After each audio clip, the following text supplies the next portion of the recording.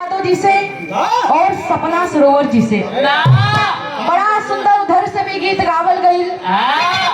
दिलवा ले गई राजा बोतल में भर के, और इधर से भी बहुत सुंदर गीत सुनावल गई कि आई जब याद मुहवा फिरबू बलम से, तब बेवफा खाली लड़की ना होली, कुछ लड़को होलन, तब बेवफा एक आदमी के काहे मानल जाए। ऐसा ही एगो तनी बढ़िया सा तनी छेड़ के आए कि सबके मिजाज बन जाए, सब हरियर हो जाए। आई का बात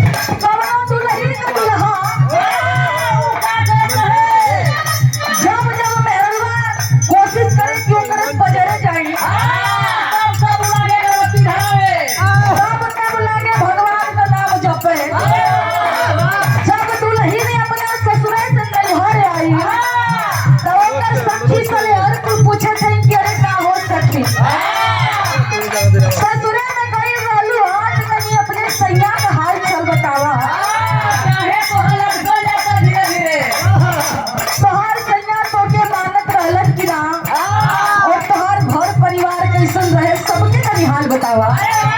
तो लइकिया गलत करे का बताइए सखी, हमार तहार जोन बात उन बटले बा, तू बचल रही हा। अब कैसे हमरे सैया जी हमन हम बतावल कैसे बतावा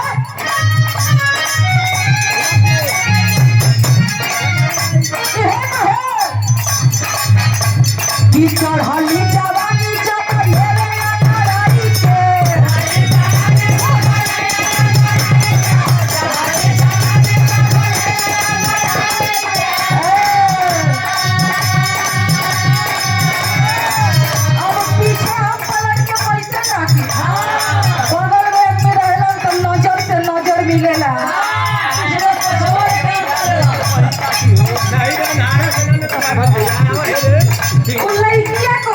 सहेलिया से कैसे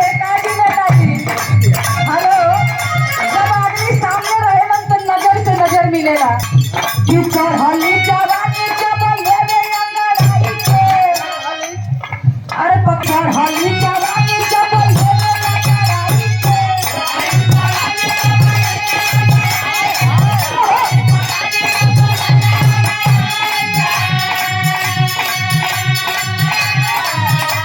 कि चढ़ली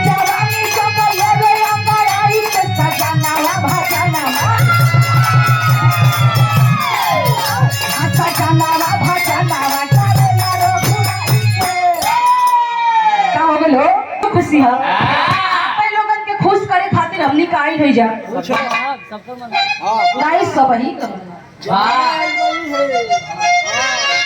एकदम बना के चलो। दुल्हिया कहे ये सखी आपन हम दिल का बात कैसे का बताई,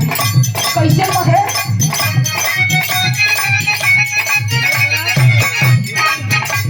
कि चढ़ली